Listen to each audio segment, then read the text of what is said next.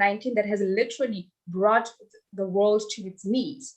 So as I hand over to you, Dr. Futhi, to give us the context, the global context within which COVID-19 has impacted the continent, Africa, and the world at large, and also to look at the basic pillars of which women entrepreneurs should hold, not only to survive COVID-19, but to find themselves on the other side.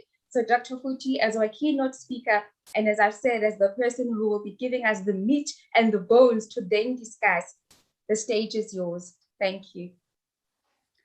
Thank you very much, moderator, for giving me the opportunity and for inviting me to this session this afternoon.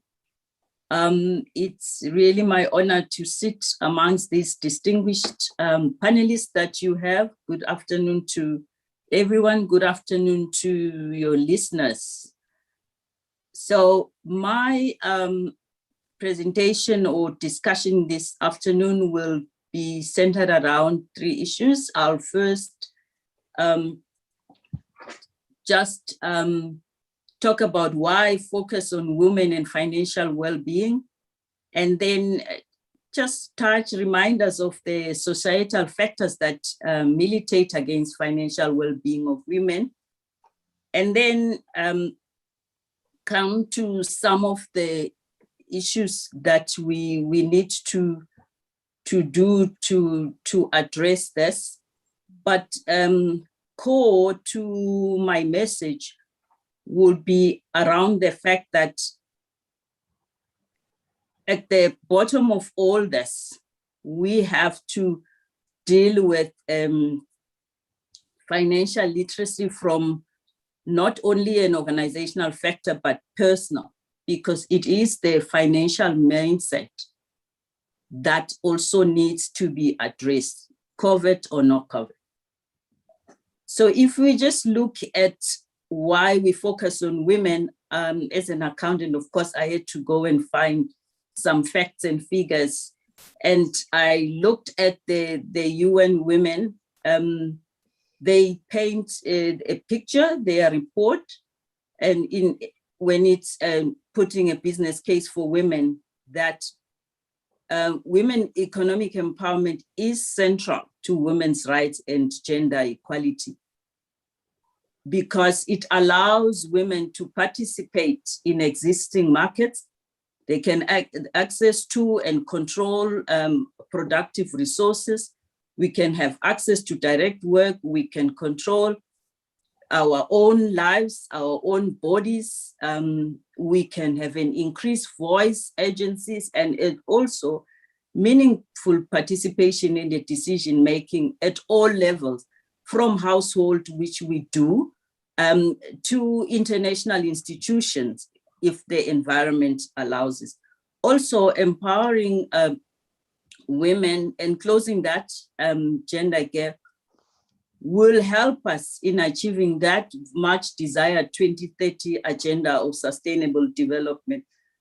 Also enhancing the sustainable development goals, particularly goal 5, to achieve gender equality, goal 8 to promote full and productive employment, decent work for all, and also goal 1 on ending poverty, because we know that poverty is also biased towards women.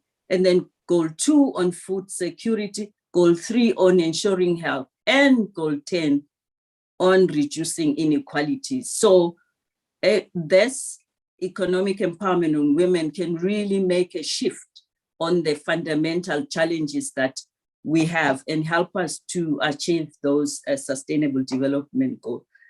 Also, we know very well that when women work, economies grow, because we can boast that productivity. Because you can imagine, if you have in your society 50% of your productive workforce not contributing to the resources of a country, that really is not what we want. For an example, we do have statistics that support this. If you look at the OECD report, countries like Sweden, they say GDP could be boosted by about 6 trillion if we include women in the economy. And also it is also estimated that the gender cost gap by not including women is almost 15% of GDP. So that's really what we can't afford if we want to grow. Also linked to that is the education of girls, of girls, because girls grow up to be women. So if they also form part of the productive workforce in terms of the economy, in terms of upskilling them, so that they can contribute in future in the economy. If we then also just look at from a business context, those countries that have been progressive have shown that increasing employment and leadership for women has shown that it has also increased organizational effectiveness and growth. And in 3 dimensions in the company, which means at the senior management functions, we score higher, even the organizational performance as well is higher. And then, of course, very importantly, the home welfare. I'm not sure how much I have, or how much time I have. Okay.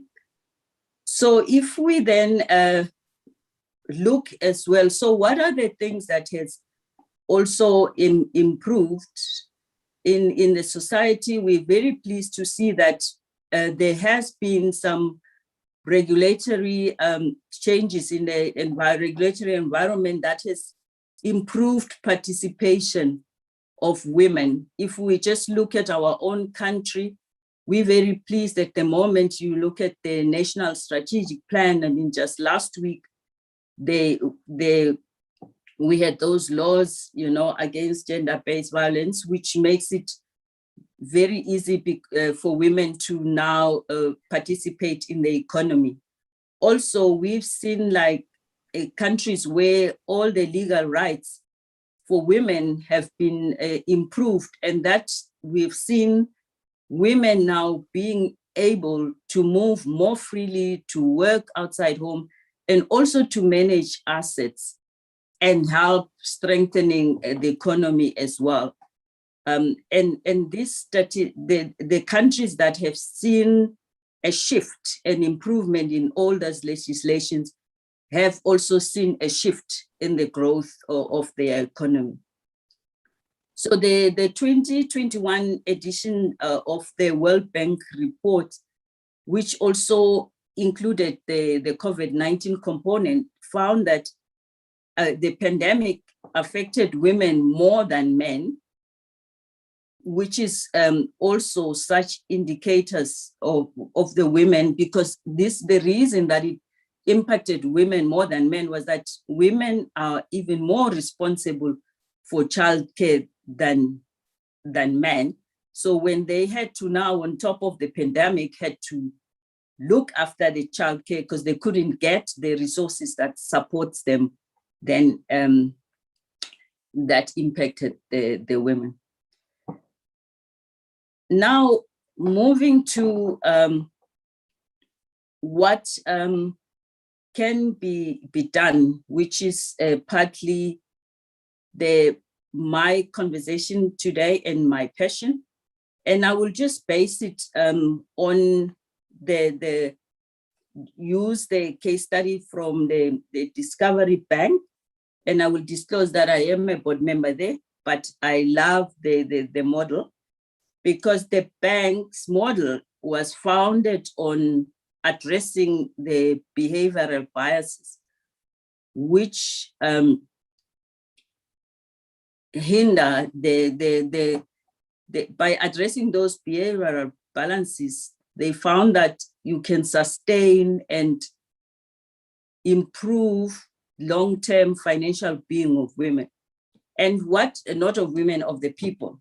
So for me, the main issue is that understanding financial health as a function of choices enables us and to look at what are those behavioral determinants of the financial health.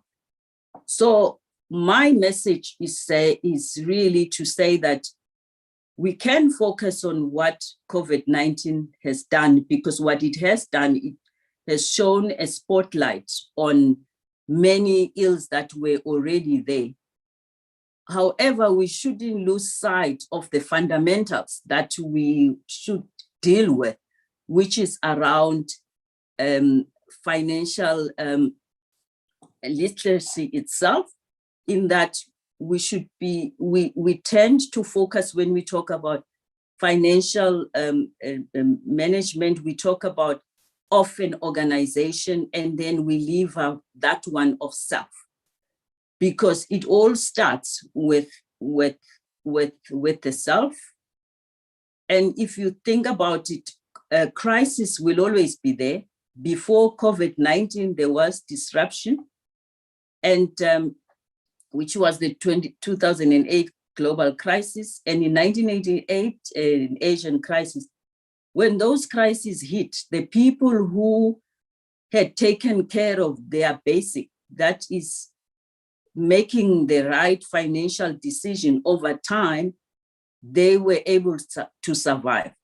So if you look at the financial behavioral model, it defines that financial well-being can be managed along 4 domains, which means having control over our day-to-day or month-to-month finances, having capacity to absorb shocks when they come, such things as COVID-19, being on track with our financial capacity to absorb those tracks and our financial goals. It doesn't matter whether you are a child, you get your pocket money, you learn how to save it.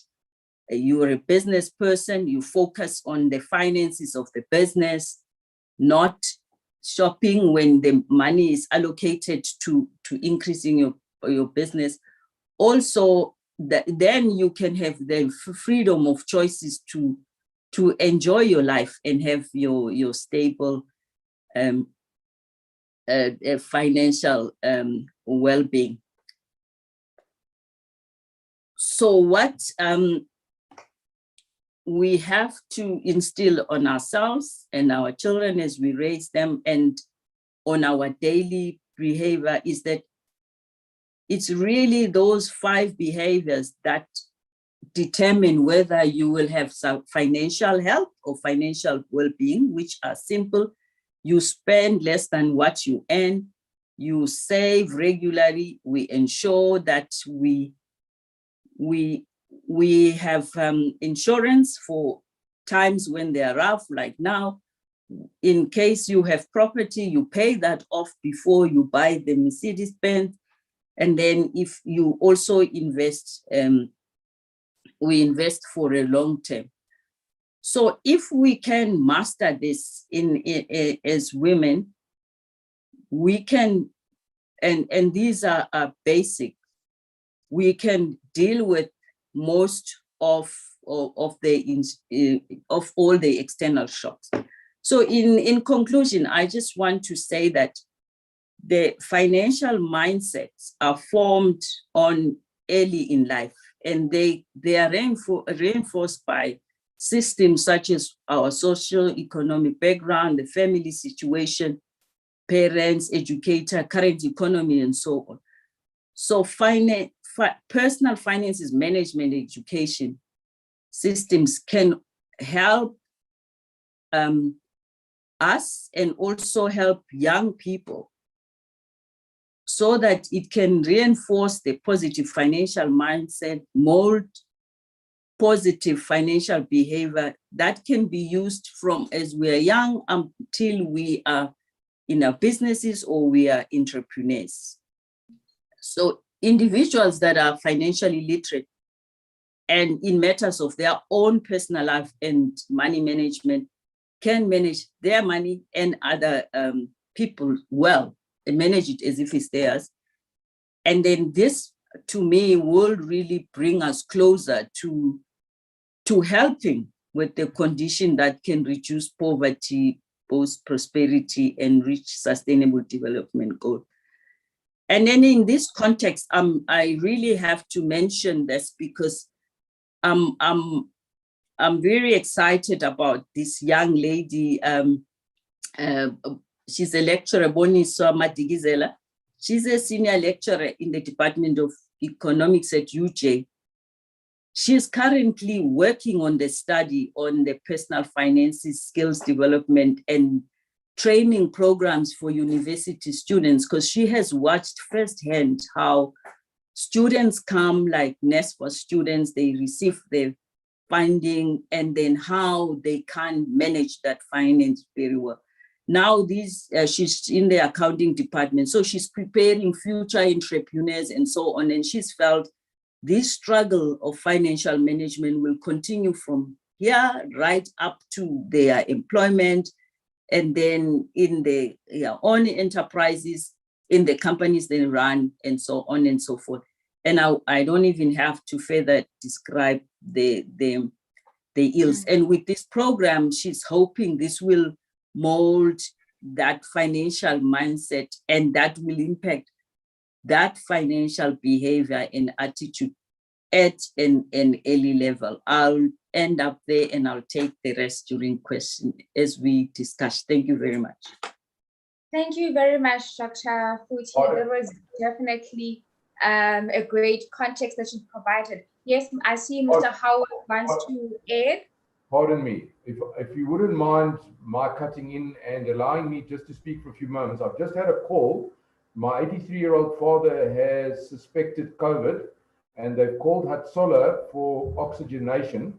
So I'd like to go and meet him as soon as possible. So if you could afford me 5 minutes and then excuse me if you wouldn't mind. Yes, that will definitely be fine. We are so sorry to hear about that. You can definitely yeah, he's 83, and I just recently lost my mother, so he's a slightly stressed individual as well. Futhi, very interesting. I share the title of a chartered accountant with you. So I would also like, if I may, to address this panel with a far more perhaps practical experience that we are having in our residential construction businesses. Very briefly, we build, well, first of all, what I do is I buy distressed properties from property developers that have got themselves into a pickle. We then work with them using the Chapter 6 provisions and business rescue and that kind of thing in order to liberate capital in order that the houses that are coming out of the ground get completed. And what we have noticed, regardless of where we are, and we're building 216 units in Nelspruit, I'm building 109 units in Meyerton, just near Oprah Winfrey's school, just beyond Heineken. I'm building 12 units up at Heldercrane on the West Rand. We're doing 44 units near the Bunny Park and in Germiston. All total about 350 houses in various stages of construction. But the most interesting thing is that women are the deciders as to who buys the house. Simple. I reckon that 90% of the decision process to acquire a residential home, particularly the first one, okay, is ultimately the women get the veto. Yet, when the offer to purchase comes in, I don't think more than 2 to 3% of the buyer that is stated is female. And this is of particular interest and concern to me, because if you appreciate some of the taxation issues and some of the protection from creditor issues, particularly if you married ANC out of community, it is very, very appropriate for a family or a married couple to put the house in the name of the wife. If they're married in community of property, that's a slightly different thing. We've also had some issues around the tribal marriages, because some of the tribal marriage law doesn't accommodate, it's silent. And it's something that we've been working on for some time now. where we find couples who've only been married tribally are not falling into a silo, if you like, of immovable property acquisition for residential. And Timothy, that was one of the things I wanted to address with you just a little bit earlier, and perhaps we can go offline. I'll have a chat with you about it afterwards. But what I'd like to impress upon all of us is that we need to empower the married woman, particularly, that are married, let's call it generically or vanilla, in an ANC out of accrual or ANC in accrual, that the residential home gets registered in the name of the wife. It does a number of things. First of all, the feeling of security, the feeling of ownership, the feeling of protection. Further to that, much more important, is protection from creditors. Often it is the male that is the primary breadwinner, and often they take on credit, and sometimes, like with COVID, they land up in a situation where you don't want the family home to be exposed to a creditor attachment, of which we've seen many in our completed projects, because we always sit on our homeowners association. So I think that the banks, and that's why I turn to you, Timothy, perhaps you can put it on your agenda. The banks always need a PAYE slip for the proof of loan to value and the ability to afford to service their bonds. But it's the male that generally has that. We must soften the way that a married woman can rely on the suretyship of her husband and his income profile, so that they become the registered owners of residential property. Another thing about it is that has also a limiting factor on the male of trying to use his residential home as security for other debt, which then destabilizes the security of the family unit. If you give a woman something to protect, which is her home as a prime, that is the fiercest woman you are ever going to meet. I don't think I've ever met a more fierce woman that is protecting her home, and particularly if she has children. So I put it out there to you from practical experience, practical exposure. I have spent a number of hours with potential customers that are buying our units, and I only do the finance and raise the development capital. I'm not CIF, but CIF are deployed by us and various other organizations, estate agents, to encourage the fact that the women are the ones that ultimately land up owning the home.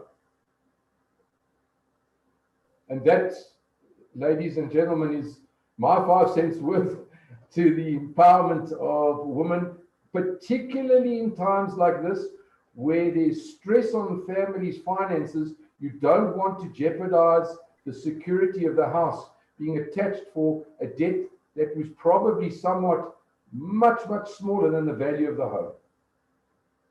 If I may leave you with that, my humblest apologies. If I may sign out, I just want to go and take care of an aging sick parent. If I'm back in time, I'll log back in. Thank you very much, Mr. Lowenthal. Our thoughts are with Mr. Lowenthal Senior, and we do hope that he gets to feel better soon. Thank you very much. Thank you so much. Thanks for putting me in the front. Thank you very much. We will now move over to the MEC of Finance in the Free State, Ms. Gadija Brown. MEC, Dr. Futhi has provided the contextual global context and the impacts of COVID-19.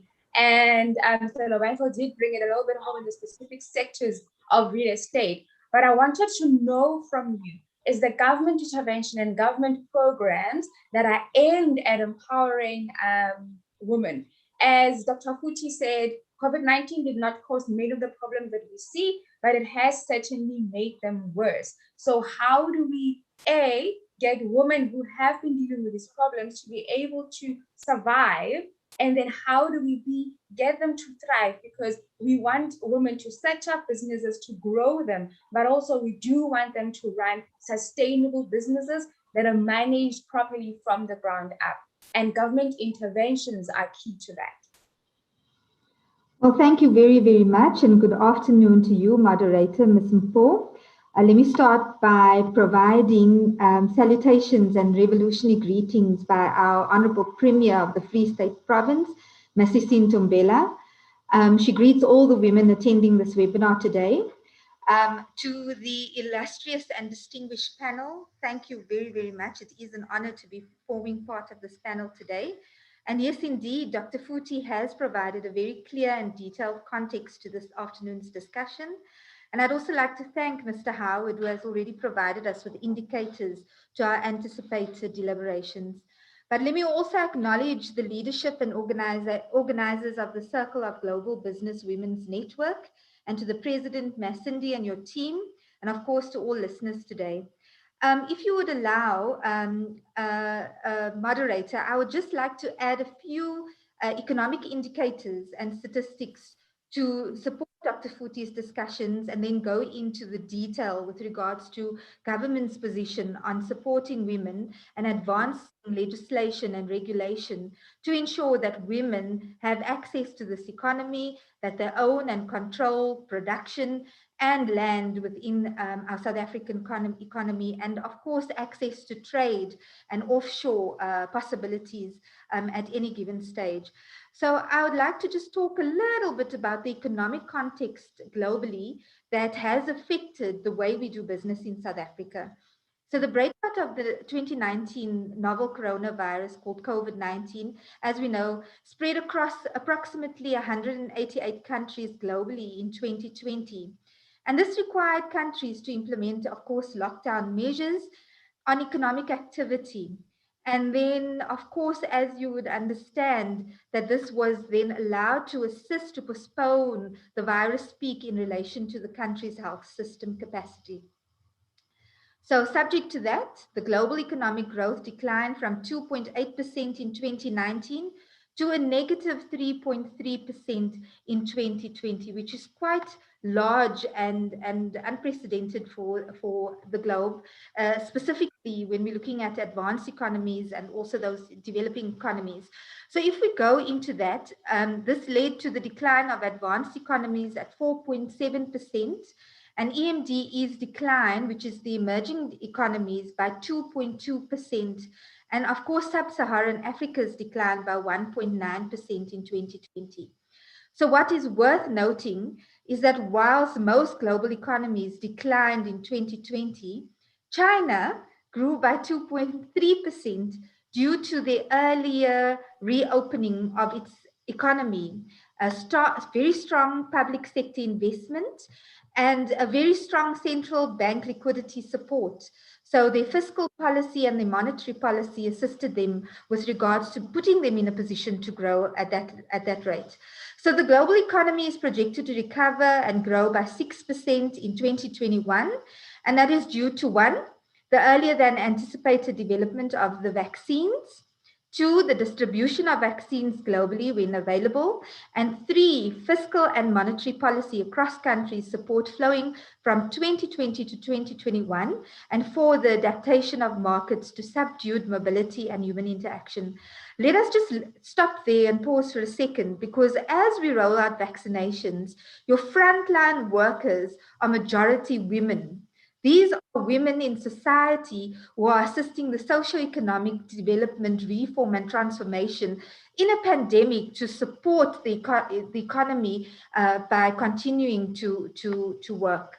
So although economic regions are also expected to recover in 2021, the path and the pace of recovery across countries will be divergent, whilst the downside risks faced by the global economy in 2021 includes the path of the pandemic. That is, we need to continue to look at the new waves, the variants, the logistical challenges related to the distribution of available vaccines, and listen to that, distribution and available vaccines. So there are opportunities for logistics, for operations, for distribution, for the ability to provide these vaccines, policy actions, and the evolution of financial conditions and commodity prices, and as well as the capacity of economies to adjust to health-related impediments to this activity. I just want to provide a very, very short African context. We know that Africa, and it has been said in so many research houses and some of the research that we've done, that Africa is the world's fastest growing continent at 5.6% a year, and GDP is expected to rise by an average of over 6% between 2013 and 2023. That is historical research. So Africa is really, we are sitting on a continent that has got endless opportunities. And I know that our audience today are largely through the Global Women's Network are from Africa. So in 2017, the African Development Bank reported that Africa to be the world's second fastest growing economy, which estimates that the average growth will rebound 3.4%, 2017, 2018, 4.3%. So it is a very, very consistent economy, and you could see that with the changes of with the pandemic as well. So as you know, that Africa's trade and economy consists of industry, agriculture, human resources, and approximately 1.3 billion people or more are living in 54 different countries in Africa. The GDP is reached to West Africa, East Africa, Central Africa, and South Africa in particular are expected to reach a combined GDP of $29 trillion by 2050. Now, just quickly on South Africa and the current economic environment. So the South African economy is contracted from 0.2% in 2019 to a negative 7% in 2020. And we call that a recession lesser than previously anticipated decline of 8% as at June 2020. So the country had an initial hard lockdown of level 5 in 2020, which was eased to level 1 by September 2020. However, the occurrence of the South African variant of the coronavirus in December 2020 and the resultant of the second wave of the pandemic assisted the economy to return to activity under the adjusted level 3. So we're looking at a post-second peak wave in February. Well, we looked at it in February 2021. But when we look at the numbers, agriculture sector remained 100% over the lockdown, which resulted in 13.1% growth of the industry nationally. So women in the agricultural sector should have found opportunities during that time as core sectoral requirements for this country and were allowed to continue to work during that time. But other industries, and rightfully so, as Dr. Futhi mentioned, that women in the retail sector, women in the event sector, women in the catering sector, women who are providing, for example, textiles, those were the sectors that were hit hardest during this pandemic. So I'd like to add that the economy is projected to recover or grow by 3.1% in 2021. And if we as South Africa continue to remain with our plans through the logistical ability of vaccines, accommodative fiscal and monetary policy, existing intervention as we deal with the South Africa's economic reconstruction and recovery plan, and also to understand the downside risks faced by the national economy, which includes the path of the pandemic, which includes the existing variants, which includes our logistical challenges. We may see deteriorating fiscal metrics.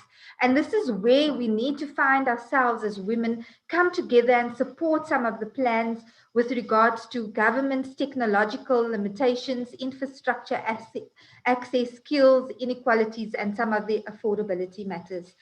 Now, just to highlight some of the potential risks that I would like to advise to those women listening, is that the path and the pace of the pandemic globally and locally is going to affect how we do business, unequal distribution of the vaccines, a heightened logistical challenges of the vaccines, rising global inflation, deteriorating fiscal metrics, as well as short-term policy recommendations.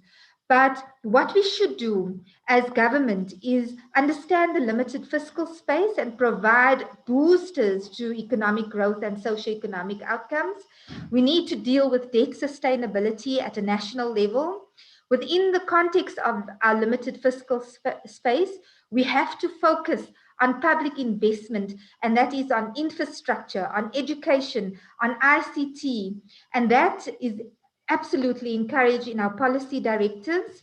The accommodative monetary policy should continue, and we should continue with the subdued inflation levels, increase vocational work, and retrain and reskill of displaced workers in South Africa based on what the pandemic has provided in terms of its outcome.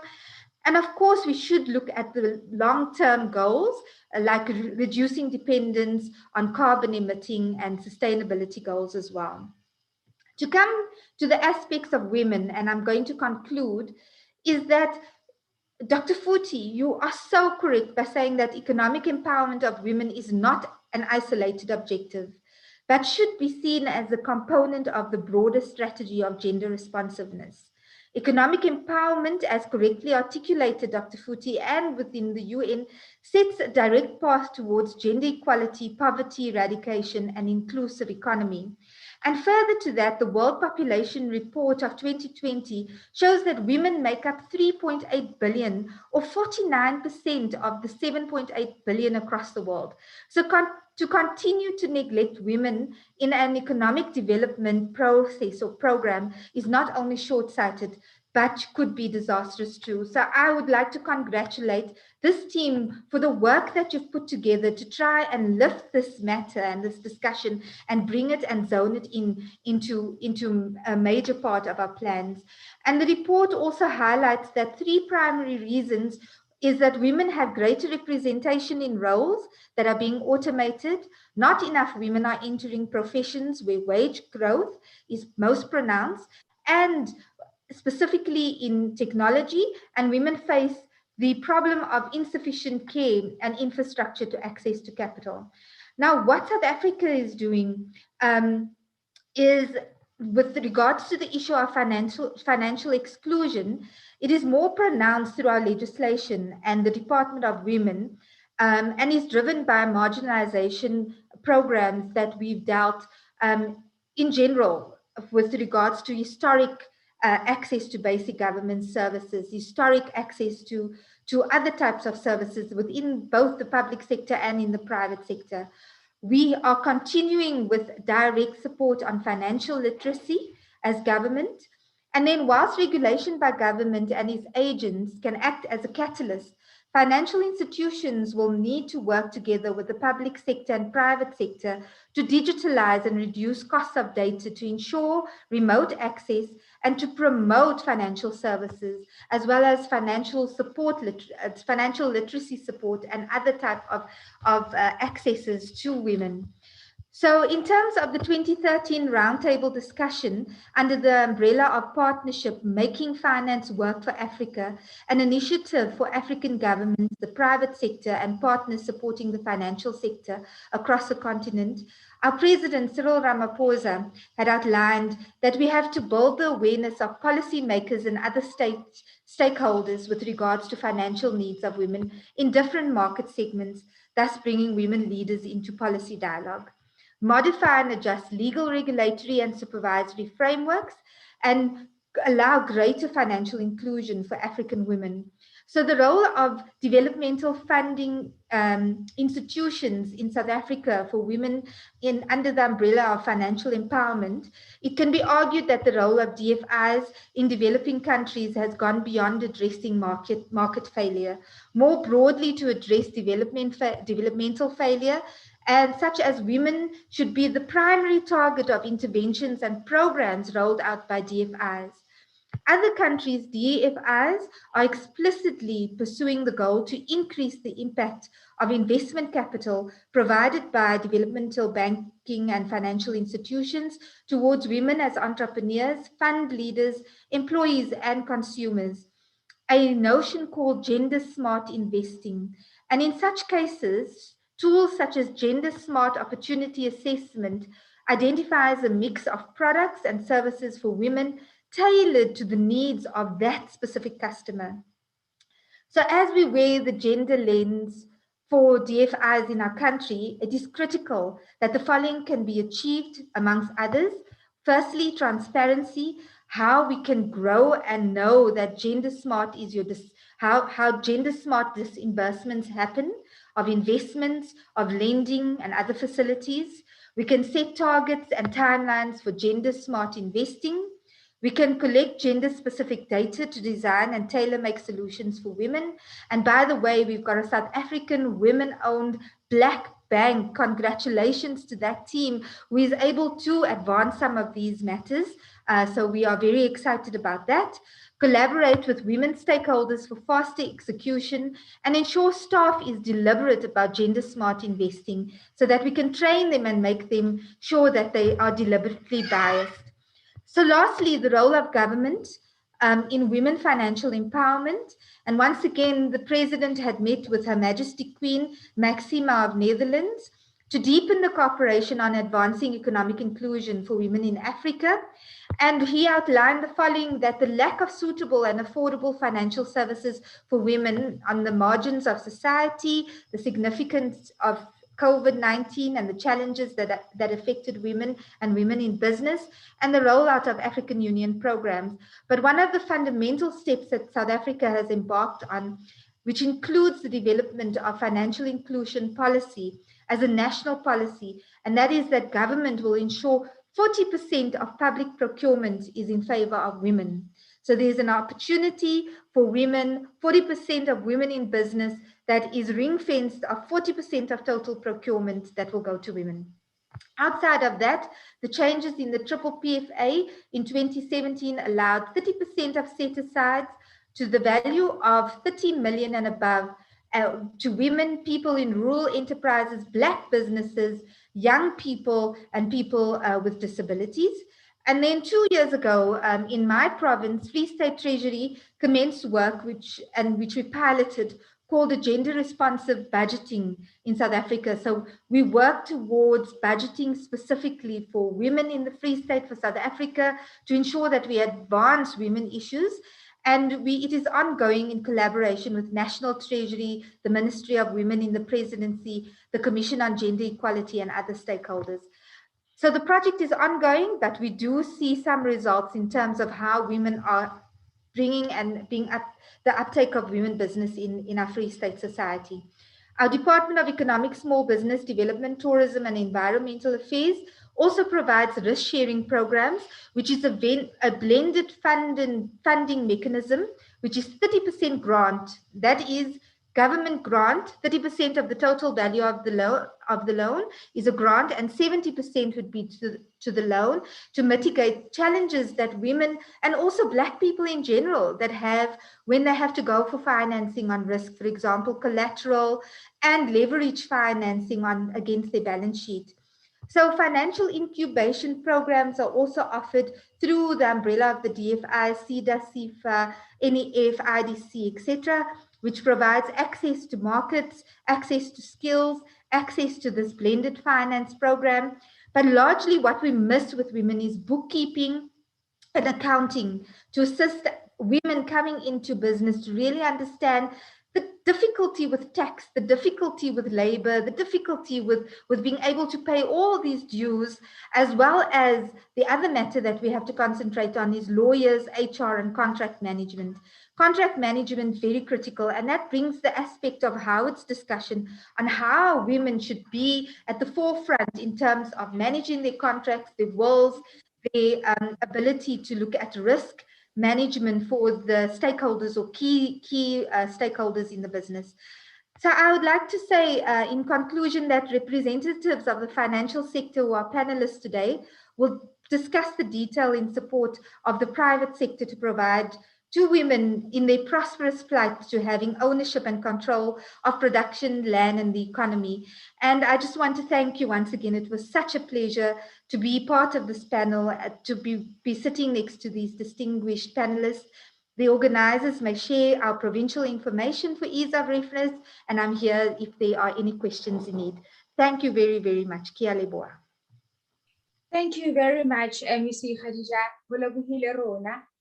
Ms. Nonzuzos, I want to come to you because I know that in a lot of what the MC was saying, she was hitting notes that are in your space. She mentioned something that is quite profound in that the President of South Africa, Mr. Cyril Ramaphosa, in talking about conducting and coming up with policy frameworks that include financial inclusion for women, said women must be brought to the table. So in essence, nothing about women without women. And I know that you are on the ground where you deal on a day-to-day basis with women entrepreneurs. So how does the policies that government does and the intervention that government have done, how do they do well on the ground? Where do they not do well? And where do we bridge? And another important factor that the MEC has mentioned that you can also, if you can, dwell on is the fact that yes, we talk financial management, but it is a piece of the puzzle that is dependent on the other factors of the business being set up properly. How do we get entrepreneurs on the ground, women specifically, to be able to get into that space?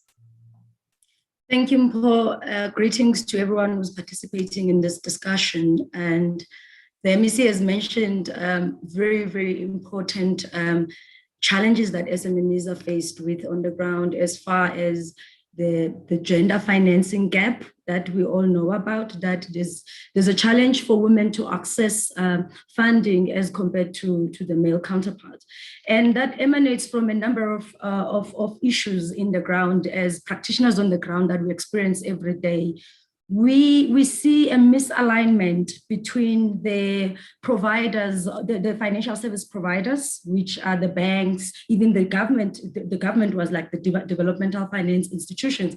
There's that misalignment between them and the SMMEs in terms of their needs. You look at, for example, a fund that is inviting participants to come and apply for them to disperse, and then you check the requirements, and then you look at the realities of them getting that pipeline. And you like, for example, a typical example, even with DFIs, they'll say we're requesting sets of financials that are audited, maybe 2 sets of financials that are audited.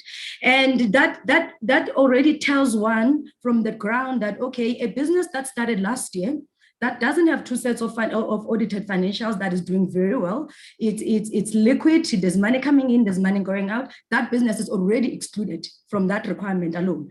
And there's a whole lot of other hoops to jump as far as compliance is concerned.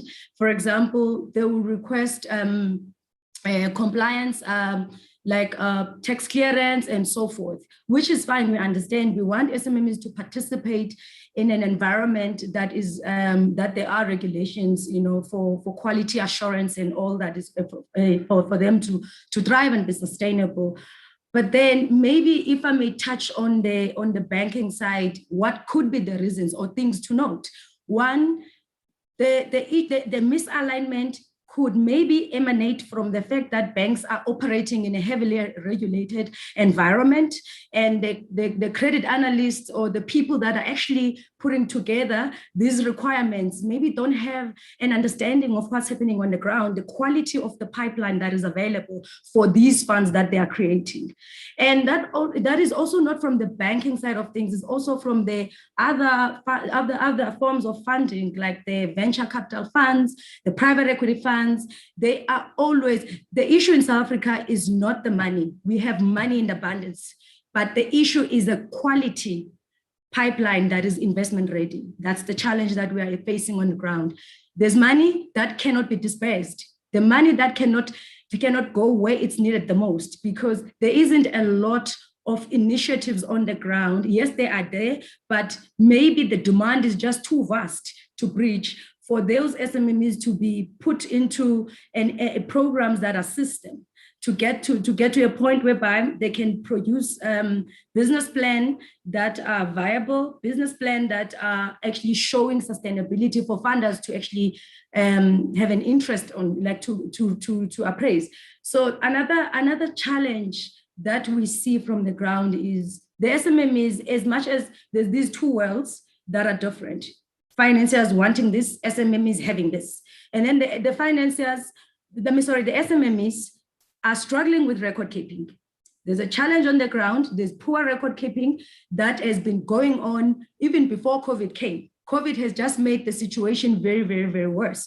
But before COVID, there were always problems on the ground with SMMEs and access to funding, especially women-run SMMEs. Record keeping is on top of the list. It's very difficult, Mpho, you would relate as an accountant.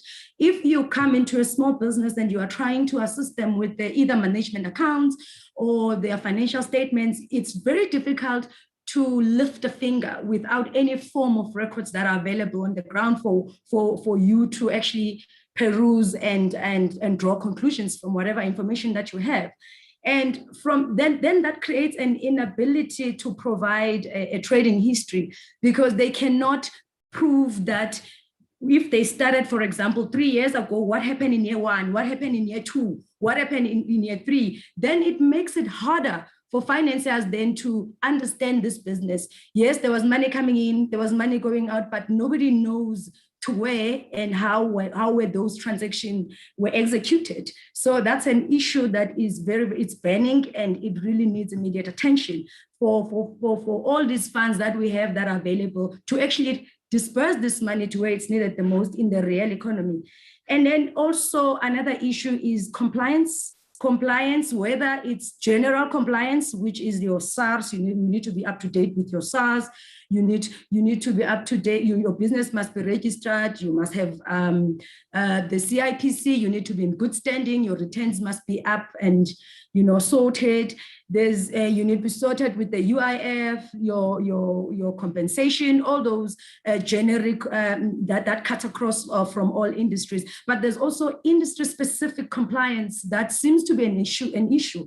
And from the observation on the ground, we've realized that it's actually expensive for women to comply than men, because men are way ahead in terms of compliance, because some of them have had access to information and have been participating for the longest time before the industry was open for women. So women struggle to comply, especially in those industries that are more technical, like the mining industry, the energy and so forth. It's very difficult for them to be compliant. And then a typical example would be now the world is pushing agriculture, as Dr. Mtoba has mentioned, issues around food security and the population growing, and we having challenges with food. So agriculture and agro-processing is at the center of all these discussions. And if you look into the sector, for example, there's other challenges. If we want women to participate in particular, even SMMEs in general, male SMMEs as well, there's so many challenges in there that are specific to that industry as far as compliance is concerned. One would need, for example, a water use license. It's a tedious process that requires a lengthy application and so forth, and it varies from one province to the other depending on where you are in the country. And then there's like, for example, if you want to start a piggery or any other agri initiative, you need an EIA, and that's also another compliance hurdle. So there's a challenge around compliance, which makes it even harder for women SMMEs to have access to markets, because it goes in that order. It's compliance first, which then unlocks the market. And then the funding comes later. So if the compliance is not in place, it affects the market. Nobody will give you a market if you're not compliant. And then if you're not compliant, then you can't have a market, which means money is far away from that business, because compliance must be a tick box. And then market tick, then the funders will come in and say, oh yeah, this is a viable business plan. We can attest to it. There's a market here. They're compliant. They are compliant. Tick, tick, tick, tick, tick. Fine. Then that business stands a good chance of being funded. But then the reality on the ground is very few businesses are ticking all the boxes that I've just mentioned. So there's also another issue around financial literacy, which is what we're also dealing with on the ground, consumer financial education, the behavioral aspects. There's a whole lot of challenges on the ground as far as how owner managers. I'm going to use the word owner managers because I'm trying to highlight that they are people first. They like myself as an entrepreneur. I'm a person first. There's issues and things that I go through as an individual, which then if those areas, especially when it comes to financial literacy or financial management, if on my personal capacity, I do not exercise or get used to managing money the way that will sort of like allow me to reach my goals, that behavior is going to translate. I mean, it's going to go to the business. When I move into a business now wearing the businesswoman hat, I'm now bringing all those habits or the ways of doing things in my personal capacity, and I'm now bringing that to the business, which makes it very difficult for the business to be sustainable, because I'll be bringing all those behaviors that aren't great when it comes to money management. So there's a challenge there on financial literacy, and there's also financial literacy is just a precursor for financial inclusion, because how am I going to be included if I don't have an understanding of the finances themselves? So I don't understand the instruments that are available out there. I don't understand what is a will, the basic personal financial, all the 6 areas of personal finance management. If I have no idea of that world, it's going to be difficult for me, whether as an individual on my individual capacity or as on my business capacity, to be included in the system, because I am not well informed of what's going on out there for me to access these funds that we all know, we see on TV. Every time in South Africa, there's always a fund that's being launched. But in terms of measuring now the impact on how many businesses were funded by this fund, how many women, how youth, people, differently abled people, how many, like the areas, because our country is divided in terms of resources. There's parts of our country that are first world, and there's parts of our country that are third world. And then if we don't create a glue to bridge these 2 worlds together, it's going to be very, very difficult to have a lasting impact on the ground, whether it's for enterprise development side of it, or is just for the growth of or job sustainability, people that are those that are in the labor market. It's also gonna be an issue because we need to bridge that gap. For example, a business that is situated in Elubachweni, in Mount Frere, or somewhere in Gingindlovu, in KZN, has different understanding of how things work than a business situated in Sentin or Soweto, where most of the enterprise development initiatives go. And then the excluded parts of our country, it's where most innovation sits. It's where a lot of potential is, but it's an untapped market because nobody has time to go there and understand that market and see their needs, and whatever that the government brings to the ground, whether it is from the policy side, create policies that are coherent with the environment on the ground, with the real economy, so that these policies, when they are implemented, there is positive impact that will emanate from that. So those are the challenges on the ground, and it's just a stretch on the surface. There's quite a lot as far as other stuff that I wouldn't want to bring to the discussion, like the cultural dynamics around women leading in businesses and all sorts of things. There's quite a lot, especially women SMMEs. They are the fact that they are operating in the SMME space is a challenge. But when it comes now to other challenges, you are a woman, you are Black, you are an entrepreneur, you are a mom or a spouse, or you are so many things to so many people. So already your world is very, very, it's busy already. And now you're expected to behave and participate and do things the same. The world or the environment, especially, I forgot to mention one. If you are in the third economy, third world, like you are in rural areas, deep rural areas where the infrastructure and resources aren't there for you to thrive, that's another challenge that a person in Sentin might not have. For example, if like things like this, COVID-19 has made it very difficult for women participating in businesses, especially those that are in places where there is not even a network to participate on the webinars or have your stuff out there to the world. So those are the challenges and social challenges that are there in that part of the economy that aren't being considered when some of things, it's more like a blanket approach. If a fund says, I want this and this and this, there's no exception for that, for other challenges. It's like you don't have what we need, you are excluded, period. Then for me, it creates an environment that we will forever be exacerbating the inequality in the country if we don't address the realities in the economy, in the real economy, as we call it, where people are, where the infrastructure is not that great. It's still developing, and the mindset of the people there is different from the mindset of the people that are constantly stimulated and they have access to information and they have all these beautiful things that we can access in big cities. So there is that gap that I feel like it needs immediate attention. I think I'll leave it there, Mpho. I'll comment later on the questions. Thank you. Thank you very much, Ms. Nonzuzo. That was definitely quite a lot of context on the problems on the ground. And it brings us to Mr. Timothy Matlala. Mr. Timothy, we are, I think, exactly 8 years and 6 months away from the National Development Plan in 2030 that says that we want a South Africa that is financially inclusive. Ms. Nonzuzo mentioned the contrast that exists in South Africa. We have world-class financial services that are regularly ranked in the top 5 by the World Economic Forum Competitiveness Global Report.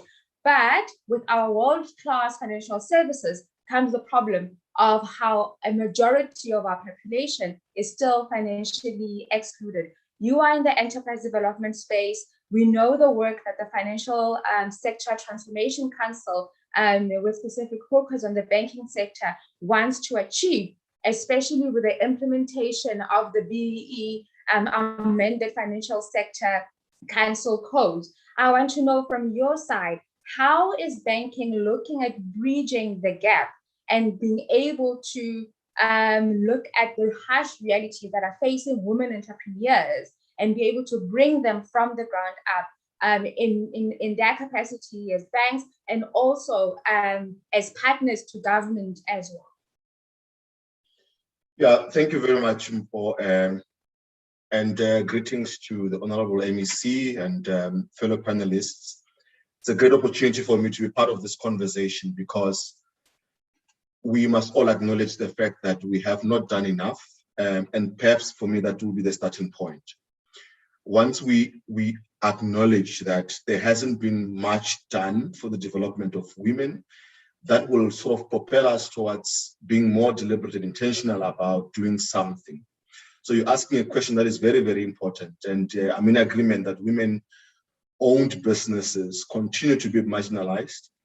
And perhaps one of the other ways we can remedy this is for us as institutions, both public and private, to really be more deliberate about the empowerment of women in business.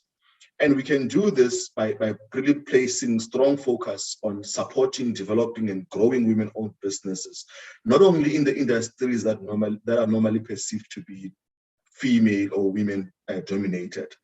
We need to play a meaningful role in all the sectors, in technology, in construction, everywhere else. So I think the reality for me is that, and I think my fellow panelist just now was mentioning the issue of having programs that do not necessarily respond to the needs of women in areas where they reside or operate their businesses. And I think for me, that's the starting point as well. How do we identify the gaps that exist in the market so that when we understand that, we're able to introduce initiatives that are more responsive? So what we are doing on our side as enterprise development is firstly to try and understand the different phases that businesses go through, because only when we are discussing issues supporting or concerning or impacting startups, for example, we are able to say, as a woman who's running a business, do you understand what products you say you're putting out in the market? Do you understand the uniqueness of the product that you're putting out there? How do you deliver that product and so forth? So the developmental initiatives that we implement would then sort of aid that phase you are in, at the same time make you aware of other phases that you're going to go through and start to equip you with knowledge and support on how you effectively navigate those areas. So I think from our dealings with the small businesses, particularly women-owned businesses, we've identified around 4 areas of concern.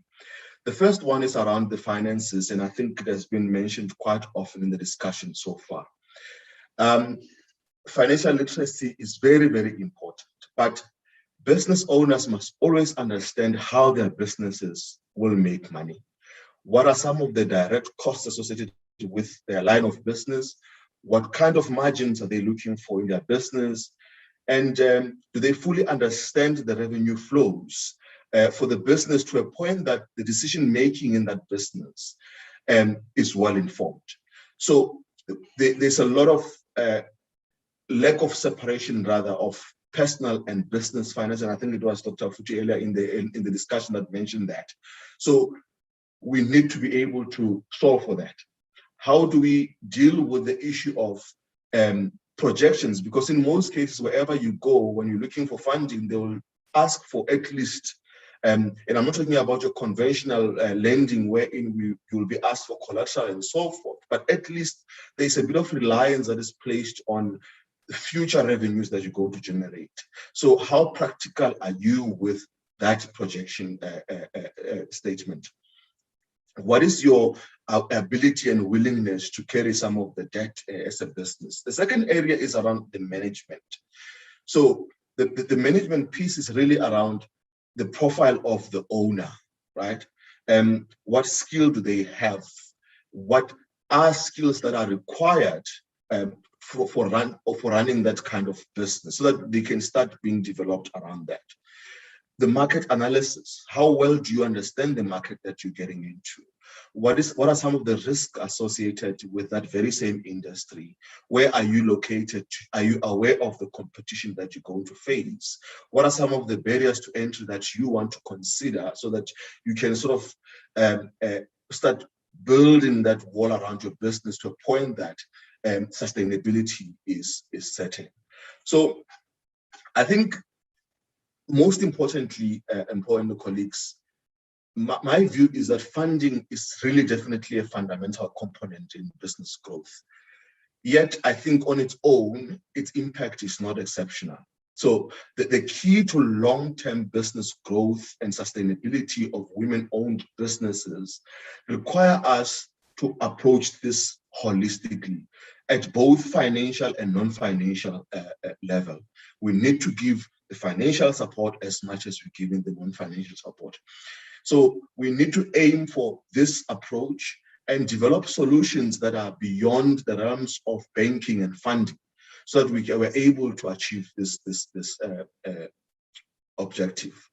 The 3 pillars that I know all of us probably are familiar with around access to market, access to funding, access to development, need to change and take shape that says, how creative are we in solving and appreciating the fact that there would be some historic elements that would have positioned a woman in a disadvantaged position? How do we solve for that? Without them experiencing the challenge, how do we proactively start to bring them up to speed with some of the gaps that my colleagues were referring to? So the skill development is very, very important. Mentorship. I often say that some of the funding initiatives and the schemes that I've seen in the market sort of seeks to provide funding without understanding what the impact of that funding would be. So my view is that we've got to start by analyzing the gaps and making sure that the solutions that we're deploying are responsive to the gaps. Once we have done with the development piece and skill development for that particular woman, we then move to how do we give them the resources, financial resources for them to run the business, but also make sure that you can hold their hand to answer the question around sustainability. That for me is very, very critical. My colleague was mentioning something about balancing of responsibilities, quite important. We need to acknowledge this fact because it is not going to be, it is not going to go away. It will remain with us. How do we deal with this fear that will I succeed as a woman in business? So in my mind, then you start thinking about how do you build for resilience? How do you build for confidence so that you can show up as a woman in business with the belief that I have what it takes? Honorable MEC was talking about the population and the fact that women continue to, obviously, by population, exceed the number of male that we have. It's true. However, we see them not so much active in business. And for me, it's to say that an acknowledgement has to be around the fact that they have the same level of intelligence, they have the same level of innovation, they have the same level of entrepreneurial spirit that are demonstrated by their male counterparts. We have to be intentional about bringing them up to speed. In terms of access to market, how do we collaborate? We must also appreciate that this is not for one area of the problem to solve. We need all stakeholders involved. We need business owners that will say that I want to position my business as a bankable deal to you as a funder. How do you do that as a business owner? Secondly, how do we as banks start thinking about many ways of providing funding as opposed to how we know funding to be, the level of documentation and requirements that we have. And for me, I think there's an opportunity in collaboration across government as well as corporates. Government policy decision-making as well as procurement opportunities, and I'm happy around what's going to happen in the future around 40% being focused more on women-owned businesses. How do we get corporates to also come on board? When we start collaborating and discussing issues around how we mitigate risk, then we are able to create and craft solutions that are not so much traditional. We are currently working with some of the corporates already. We are engaging government as well in various levels to firm up on these initiatives, because once we have these models that say this is how we can make funding available, then only then will we achieve the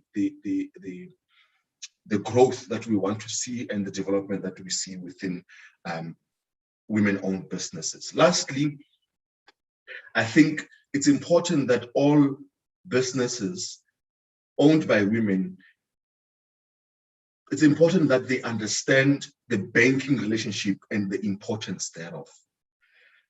I cannot overemphasize that, you know, your banker is such an important person in your world when you're starting off or when you are growing.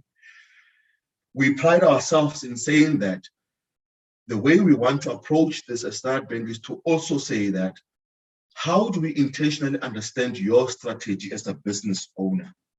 Because it's only when we understand where you are going with your business that we are able to walk the journey with you. So in choosing your banker, it's very important that businesses must understand the value proposition that the bank is offering. How well will they understand my strategy? How well will they understand the needs of my businesses and various stages I'm going to go through? Because ultimately, it's about us partnering you as a business owner for growth. You cannot do it on your own. So I think let me leave it there, and obviously we'll take comments and questions later on. Thank you very much, Mr. Timothy. I must admit that I feel like a choir master today, because each speaker is hitting right on the notes of the next speaker to allow me to have a smooth transition into the next speaker. Secretary General, Ms. Ramey, Mr. Timothy has just mentioned the importance of non-financial support together with the financial support. I've often said to you, in my role as business advisor, in my role as an accountant that deals on the daily with small businesses, the horrors that I sometimes see, where businesses are making money, but as a result of a lack of structure in place, as a result of a lack of control in place, as a result of a lack of other skills, writing skills, leadership skills, employee relations, etc., then the money and the funding just disappears as if there are holes that have been cut out of the money bag. Can you let us know, SG, just the importance of non-financial support, the importance as an entrepreneur of looking back and building your business from ground up and saying, how do I get myself proper processes, proper controls where my business can run efficiently? Thank you, Mpho, and thank you to the panel this morning for the really interesting discussions that everyone has touched on. And I'd like to refer to something that Dr. Futhi said, and that was about the development of ourselves as women in business. And in particular, when you are in a position which an SME may be in, where you will not get the funding because you're not at that point. What do you do? What can you work on? So there's a number of points I'd like to just mention that help for the platform. I think we've already discussed the importance of setting up structures. Structures can be extremely simple to start with because we needed to start with a sound foundation. And interestingly, that can be simple. Many years ago, when I started my business from literally absolutely nothing, no funding, I'd like to just refer to that. What did I do to get myself to a place where I had a credible business that the bank would take seriously? It doesn't happen overnight. And you need, in that position, you need to lock into places where you can become more skilled.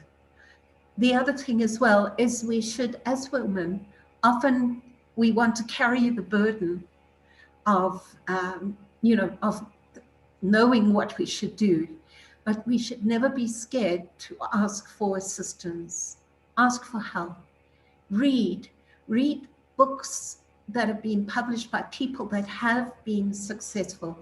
And you will be surprised how many incredible people have started off from absolutely small beginnings. Just one of the most amazing women is Oprah Winfrey. And that is why she's even started a school to assist women and assist young girls. So I think it's really important that it doesn't matter who we are. We can start where we are. It doesn't matter what we're doing, whether it's selling vegetables on the side of the road, whether it's doing hair, whatever it is, just make a start. So there's a few pointers I'd like to point out, and that is networking.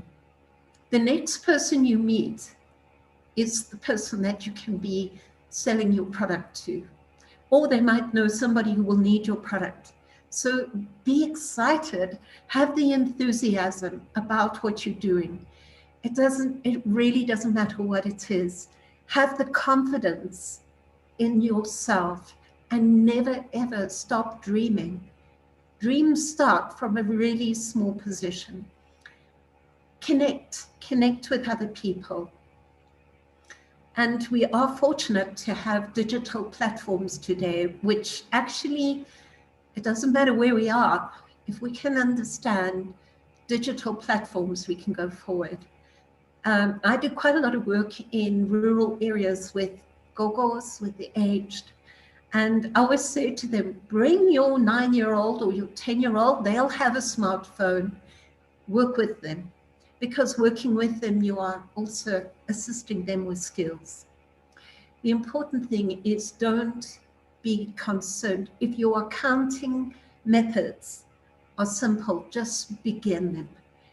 Because that's where we need to build on. We need to build on understanding where we are, our record keeping.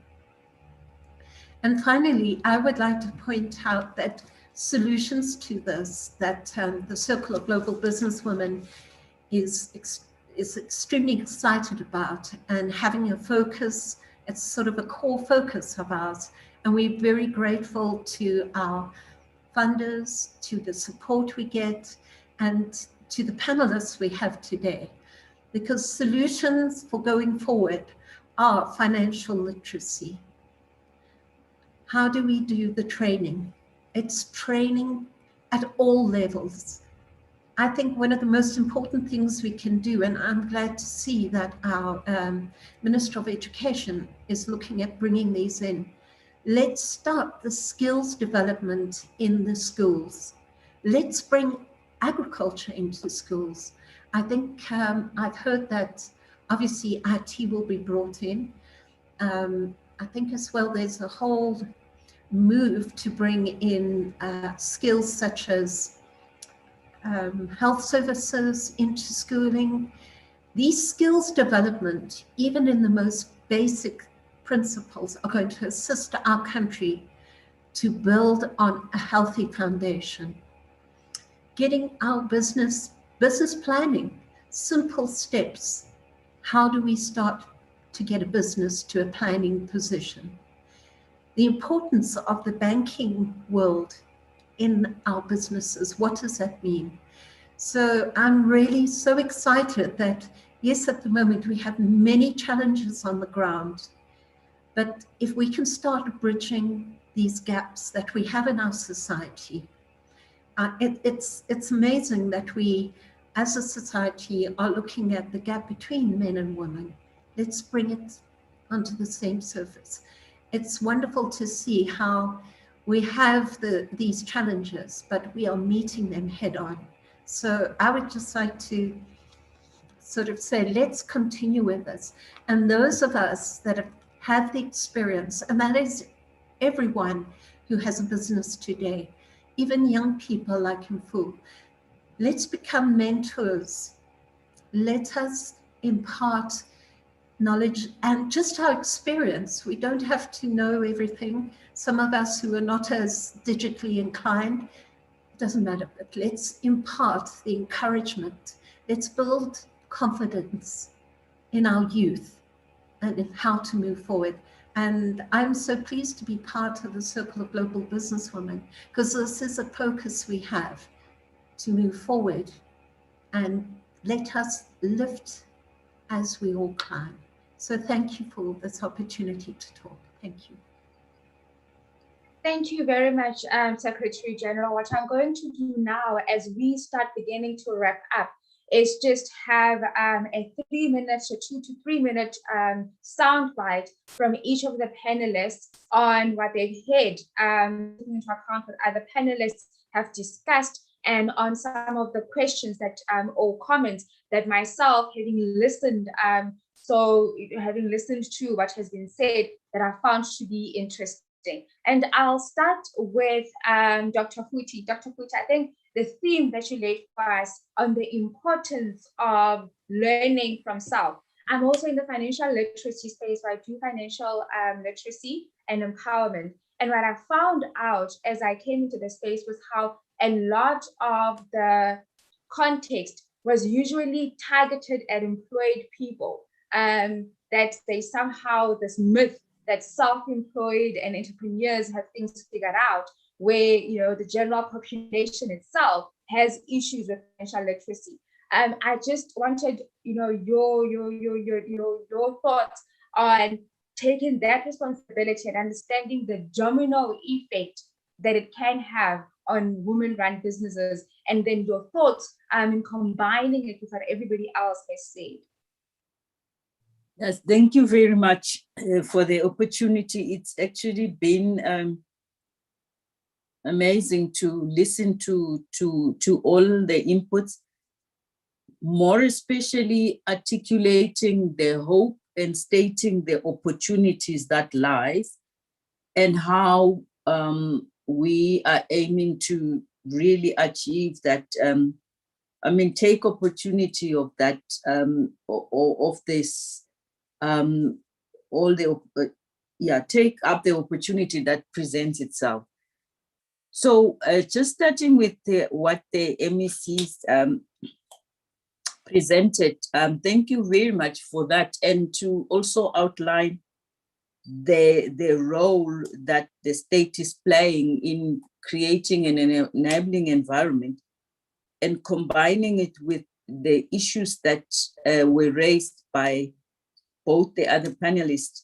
I think the framework that's being set now around the collaboration on the National Strategic Plan on the gender-based violence is seeking to create an ecosystem that will address women empowerment in the most powerful way, in that collaboration between the public sector, the private sector, and civil society to drive these issues, because this focus of today is really around pillar number 5, which looks at economic empowerment of women. And in that particular pillar, in that collaboration, we're looking at how to unlock all the issues that have been raised. So I just felt like, this is exactly where I was meant to be this morning, because even when I was very excited to hear panelists from Standard Bank mentioning precisely the issues that we talk about, that when we sit around the table, we need to understand what is the supply side like and looking for, and what is the demand side presenting. So I was very happy with the presentation. It's actually around also the whole areas of articulating one by one the constraint. I mean, when we were listening to the challenges that are faced right on the ground, when you think about it, you might think compliance is a very, very small issue. But if you can't get off from the beginning, you can't start unless you pass that hurdle, it means a whole opportunity is now not available. And within that pillar 5, again, we are looking at working to unleash this. So I would really like to see these panelists join us in that task team, because it looks like we will get to the solution much more quicker. Thank you. Thank you very much, Dr. Futhi. Also, I'll come to you.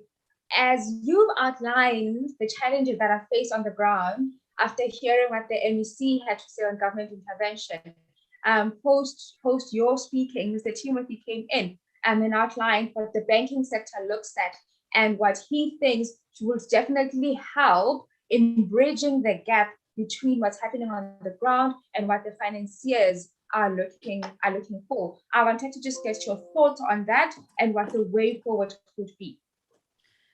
Thanks, Mpho, and thanks to everybody. I actually, on my side, I see 2 very important points as way forward. One is to create an ecosystem of both public, private, civil society, and all the participants on the ground who are either doing business development or they providing training, but create that ecosystem so that we can all learn, different experiences, because from the government standpoint, they have their own experiences, and the private sector side, they have their own experiences. People like us on the ground, we have our own experiences. If we create this ecosystem of all the stakeholders, that could actually take the conversation further and maybe create policies that will be coherent to the needs on the ground. Because everybody will be sitting around the same table, and they will be tackling issues as they come and coming up with solutions that will work. And the second point that I think out of all the discussions from each and every panelist is the issue of financial literacy. If maybe that is given attention on both the personal finance management side of it and business literacy, which is most about understanding the finances now for the business. So matching those two together, maybe start with the personal side and then move that knowledge. And if it's an entrepreneur, then you add on now the business literacy side. But everyone to be involved in getting information, either as individual, the working force, or the SMMEs. So that's pretty much it from me. Thank you. Thank you very much, Ms. I think what you've said rightly leads to the MEC, Gadija Brown. MEC, we've had what the private sector has had to say. We've had what people on the ground have had to say, and what the building of a business from the ground up, in terms while you're still waiting for the financial support or building structures for that financial support to have somewhere to go. And you've mentioned a very interesting point where you said the Free State government has piloted gender-based budgeting. And one of the things that we always criticize in South Africa is always the policies on paper look great, but implementation on the ground becomes a problem, especially because of the language barriers, of access areas of South Africa having far placed out rural areas where, as much as the programs are there, they might not necessarily be reaching the people that are meant for. So, for example, taking your pilot gender-based budgeting, how does the government then ensure that if the Free State is doing gender-based budgeting, that it reaches and understands the needs of the rural woman sitting in Kwakwa, and understands the needs of the rural woman in Tabazwe, etc., and not just in the urban and metropolitan areas? No, thank you very, very much. And I'd also just like to thank the panelists for the very interesting discussions, very frank, very candid, and also areas where I think all of us can improve on. I think that the structure and the framework of us promoting women in business and promoting women into the global markets, it is there, but we need to combine that framework with the social compact, which is government, business, industry, community. And I think as I agree fully in terms of the legislation and the regulatory environment, government's role is really to create that conducive environment for the economy to flourish, and that includes all players in the economy. So I believe that ultimately what happens with regards to the policy paper and implementation, for example, with the triple PFA, and as you mentioned, the gender-based budgeting, is that we have a percentage target that is written into an annual performance plan.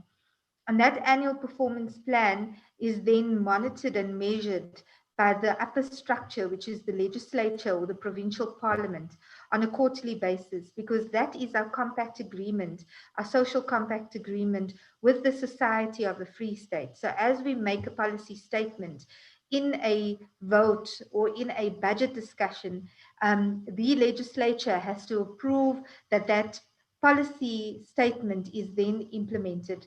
So every quarter, those figures are analyzed in terms of the target. And then there is a huge role called oversight and monitoring. And that then forms later part of the role of the executive authority, and then also the role of the representatives of your members of provincial legislature or national parliament, where we go to the constituencies on the ground and we're able to identify the challenges that we see and we identify.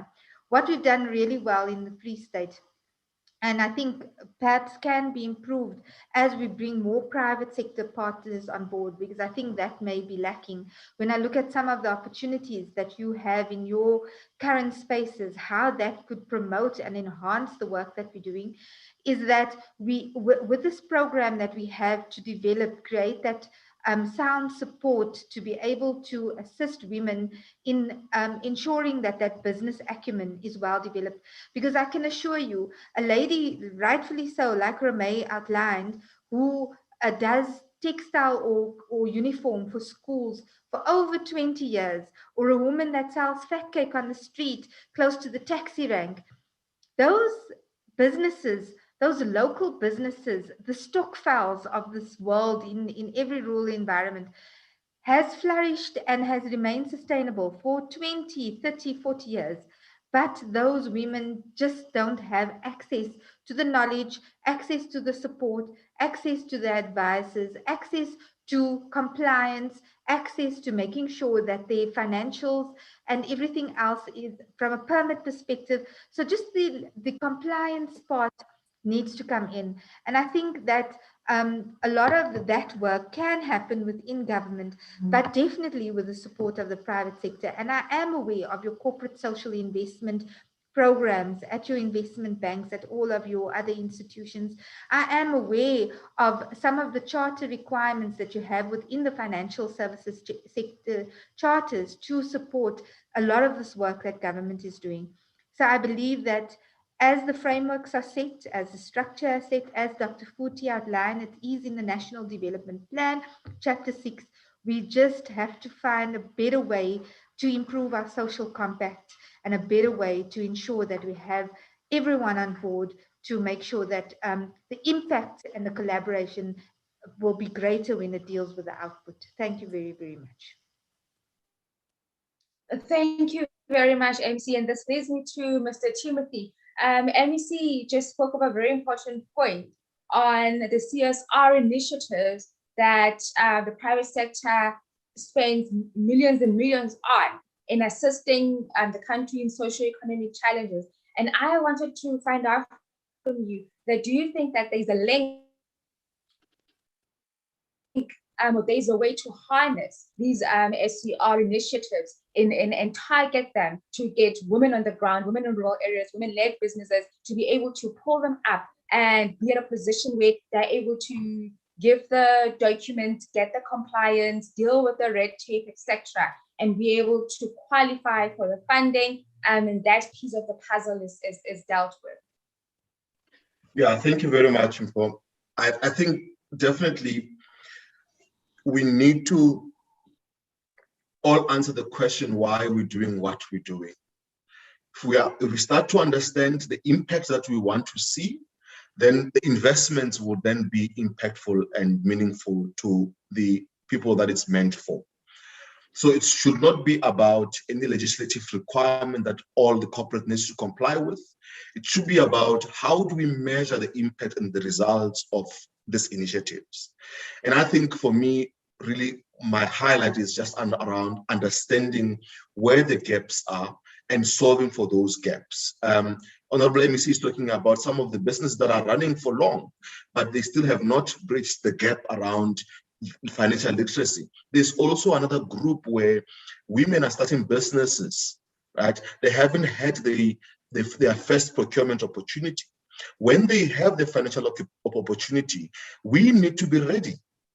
We cannot start once they have that opportunity because it's too late. They're going to fall in the trap of many other women that have gone through that. So we need to then be advanced and say, do we know where they are? Women that have got aspirations of becoming entrepreneurs, what skills do we need to develop them on and then make them ready for those procurement opportunities? Therefore, when we have done that, we would have answered the question around sustainability and growth. So I must say in the conversation today, normally there's a lot of focus on financial support. And I'm happy that the conversation today is really centered around this non-financial support, because I think that's where sustainability is at. Once we've understood that and provided solutions for that, we are definitely going somewhere. The second point for me, I think, is the co-creation. We cannot do it all as different areas of the puzzle. We need to work together, come together to solve for the society, because ultimately our purpose is around improving the lives of the people that we work with and the societies that we lead as corporate, as government, etc. And lastly, it's just more around women as well. Of course, with the support of male counterparts, how do we get together? How do we leverage of each other's strength? How do I know if Mpho comes with financial background? How do I tap into her knowledge so that I'm able to grow my business as opposed to hold on to my own areas of expertise and not share with another woman? I'm actually reminded of Serena Williams' quote when she says, "Every woman's success should be an inspiration to another, we are strongest when we cheer each other on. Thank you. Thank you very much. And with that, Malibongwe. Malibongwe, Mama. And with that, Malibongwe. wrapping it up, what I'm going to do is ask for a 1-minute close up from each of my panelists. It is 3 years from now. We are all here. We've survived COVID. The economy has recovered. And now the Circuit of Global Business Women is hosting a financial webinar again. What do we want to have achieved in your personal capacity? What is ideal and what would you have liked to have achieved so that we don't sit 3 years again and dwell on the same issues? So what does the future look like in this context that we've discussed today? And I'll start with the Secretary General, Ms. Romay. Thank you, Mpho, and thank you for the comments earlier. Really inspiring. So let's hope we can put everything that we've discussed into action.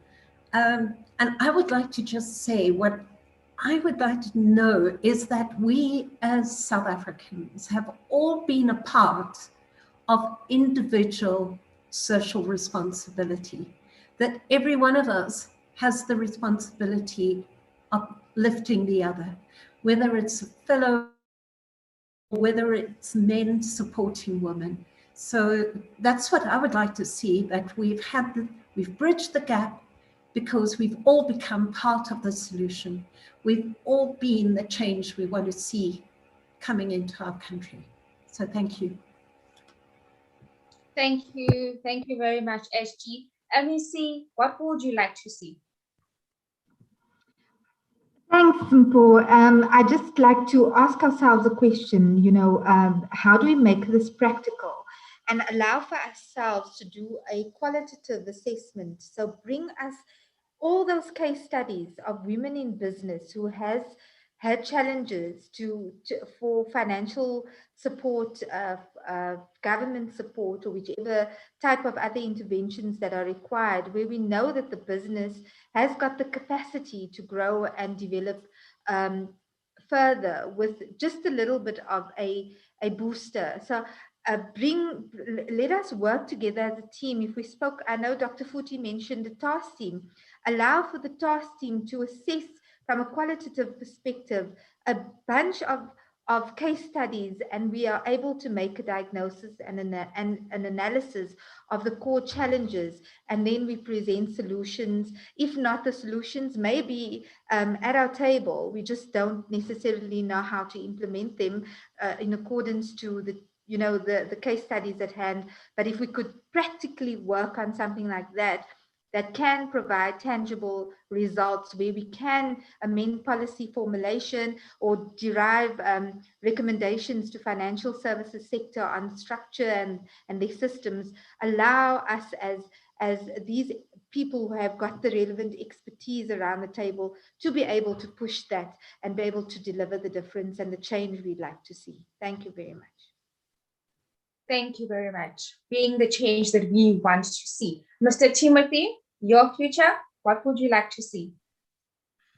Yeah, so for me, it's really public sector, private sector coming together, but with the women entrepreneurs also showing up to grab the opportunities that will be provided to them, run with them with confidence, and also a lot more of measurables that we can come up with. So let us put our fingers on success. Let us not think about it in theory. Let us know exactly what it means. Let us challenge ourselves around what 2021 must deliver, what 2022 must deliver, so that each year we are able to hold ourselves accountable around the impact that we have in society.